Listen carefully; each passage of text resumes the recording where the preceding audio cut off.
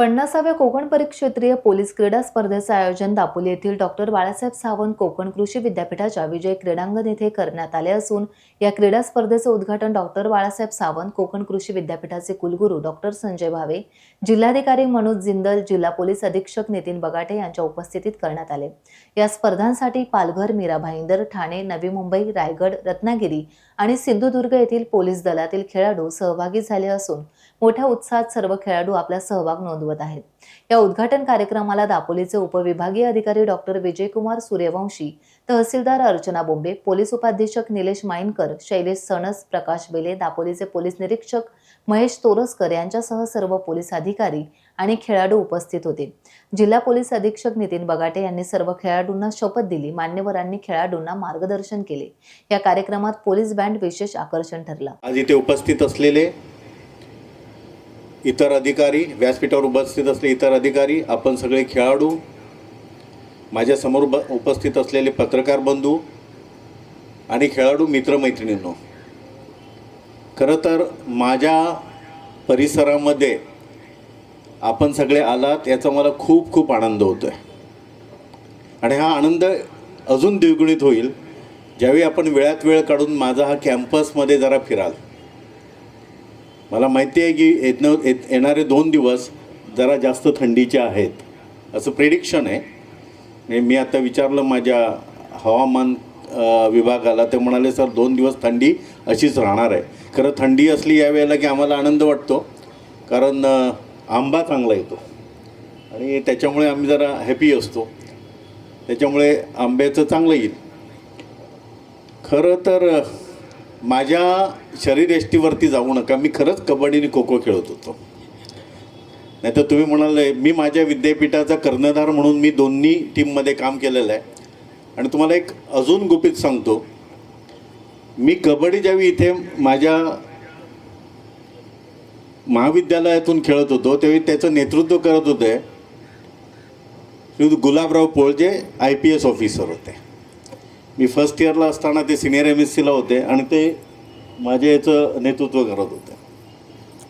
मित्रो, माझा हल्ली प्रॉब्लेम होतो, म्हणजे पूर्वी मी आधी बोलायचो, आता सगळ्यात शेवट बोलतो आणि त्याच्यामुळे बऱ्याच वेळा बाकीचे सगळे विषय माझे जे बोलायचे असतात ते आधीच बोलून होतात, तर मला बोलायचं काय राहत नाही। आणि त्यातही नितीनजींनी म्हणा किंवा मनोजजींनी एवढं एक्सलंट छान भाषण केलं की मला वाटायला लागलं की प्राध्यापक मंडळी तिकडे कुठे गेली। आणि त्यातही मी तसं इथे ऑडमॅन आउट असं वाटायला लागलो, कारण ही मंडळी 17ची मला वाटतं बॅचमेट आणि मी 85ला जॉईन झालेला, हे खूपच अंतर असलेलं। पण तुमच्यात राहिल्यामुळे मलाही 17 म्हणजे तरुण वाटायला लागतं की तुमच्याबरोबर राहिलं सगळ्यांबरोबर की आनंद वाटतो।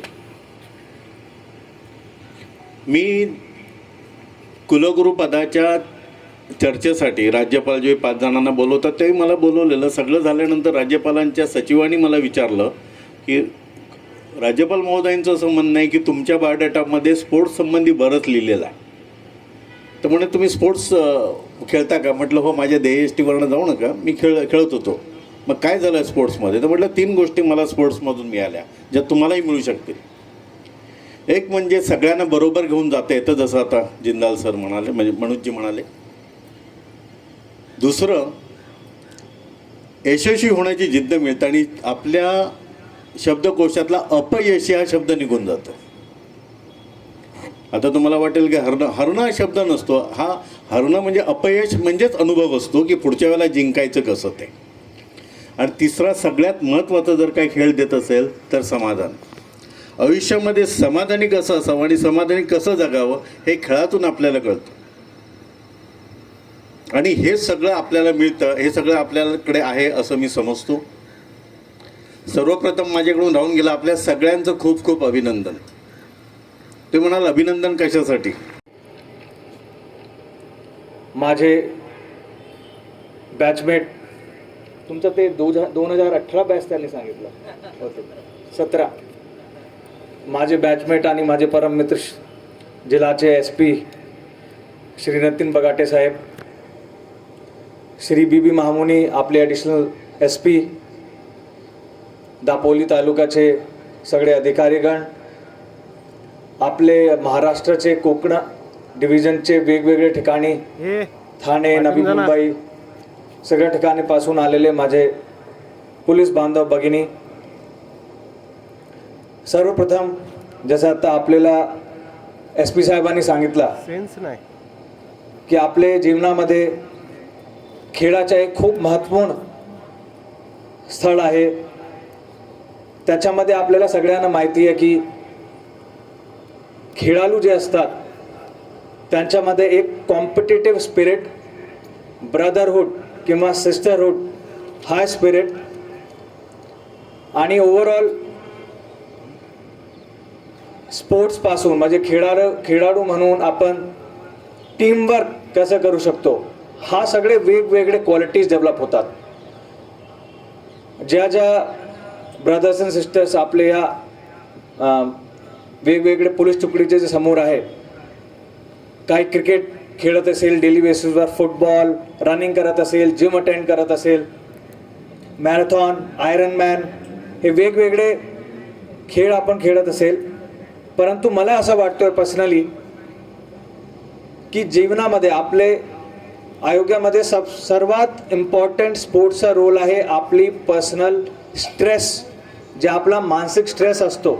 कारण आपण प्रशासनमध्ये असल्यामुळे 24 तास 7 दिवस 365 डेज कुठेही कधीही आपली सर्व्हिसेसच्या पब्लिकला गरज असतो आणि त्याच्यामध्ये आपल्याला कन्सिस्टंट एक आपल्या डोक्यामध्ये स्ट्रेस असतो. त्या स्ट्रेसला काढण्यासाठी, त्या मानसिक तणाव जे आपल्याकडे असतो त्याच्यासाठी जे फिजिकल ॲक्टिव्हिटीज आणि स्पोर्ट्सचं महत्त्व आहे आणि त्याचं जे रोल आहे ते अतिशय महत्त्वपूर्ण आहे. आज आपण इथे सगळे कॉम्पिटिटिव्ह स्पिरिटमध्ये टीमवर्क डेव्हलप करण्यासाठी, एक फ्रेटर्निटी डेव्हलप करण्यासाठी आलेले आहे समोर. परंतु त्याचपेक्षा जे डेली कन्सिस्टंट स्पोर्ट्सचं महत्त्व आपल्या लाईफमध्ये आहे ते आपला स्ट्रेस कमी करणे, आपल्या जीवनामध्ये जास्त एक इंटरनली जे हार्मोनल बॅलन्स असतो त्याला मेंटेन करणे आणि एक चांगला आपण जेणेकरून आपली फॅमिली असेल, कुटुंब असेल, आपले समाजचे वेगवेगळे लोक असतील त्यांच्यासोबत कम्युनिकेशन साधू, त्याच्यामध्ये पण स्पोर्ट्सचा एक खूप महत्त्वाचा रोल असतो. माझी फक्त ही अपेक्षा आहे की आपण आता पुढचे काही दिवसामध्ये सगळी ॲक्टिव्हिटीजमध्ये मोठ्या प्रमाणात पार्टिसिपेट करावे, एक हेल्दी कॉम्पिटिशन म्हणून पार्टिसिपेट करावे आणि स्पोर्ट्स मेन लाईक क्वालिटीज म्हणजे टीमवर्क असतो, दुसरे लोकांना प्रोत्साहन देणे, त्यांचे सोबत या पार्टिसिपेट करणे. म्हणजे यू हॅव ऑलरेडी वन, तुम्ही आज आपल्या समोर आहे, तुम्हाला विनिंगची काय गरज नाही. परंतु real winning is when you are helping others. तो या कॉम्पिटिशनमध्ये आपण सगळे आपले जे टीममेट्स आहे, आपले कॉम्पिटिटर्स आहे, त्यांना पण हेल्प करावे. त्या स्पिरिटने जर आपण याच्यामध्ये आज पार्टिसिपेट केला तर मला वाटतोय की या कॉम्पिटिशनचा एक रिअल जे स्पिरिट आणि लेटर आहे ते आपण अचीव करू शकणार. या शब्दाने मी माझे वाणीला विराम देतो आणि होपफुली पुढचे काही दिवसामध्ये एक चांगली ही स्पर्धा इथे होणार आणि जे काही आपल्याला जिल्हा प्रशासनकडून हेल्प लागेल ते आपण सुद्धा ते आपल्याला देऊ. धन्यवाद. जय हिंद, जय महाराष्ट्र. खेळत असतोस, तू ॲक्टिव्ह असतोस, तू चांगल्या प्रकारे हे गेम्स ऑर्गनाईज करशील आणि मी त्यांना विश्वास दिला की हो सर आम्ही ऑर्गनाईज करू. माहीत नव्हतं, समोर अंधार होता, कारण सगळ्यात मोठं चॅलेंज ह्या 1-2 सिंधुदुर्गमध्येही मी काम केलं आहे, रत्नागिरीतही काम केलं की इथे इन्फ्रास्ट्रक्चरचा मोठा चॅलेंज होता आम्हाला आणि सगळ्याच अरेंजमेंट करण्यासाठी म्हणजे राहण्याची व्यवस्था, खाण्याची व्यवस्था, जिल्हा मोठा असल्यामुळे ते सर्वच अरेंजमेंट करणं आमच्यासाठी खूप चॅलेंजिंग होतं. पण ते चॅलेंज माझ्या टीमने स्वीकारलं. माझे ॲडिशनल SP, आमचे सगळे PI, SDPO यांनी खूप मेहनत घेऊन एवढा सुंदर असा नजारा इथं उभा केला आहे. आणि मी एक प्रश्न तुम्हाला सगळ्यांना विचारू इच्छितो की माझा जो प्रश्न होता की आम्ही अरेंज करू शकू का, की आजची ही आपली व्यवस्था पाहता आपल्यातल्या किती जणांना असं वाटतंय की आम्ही आत्तापर्यंत यशस्वी ठरलेलोच आहोत आणि यापुढेही यशस्वी ठरू. तुमचा आवाज पोहोचला पाहिजे. भारत माता की. टाइम्स डिजिटलला लाईक करा, शेअर करा, सबस्क्राईब करा आणि बेल आयकॉन दाबायला विसरू नका. Times digital.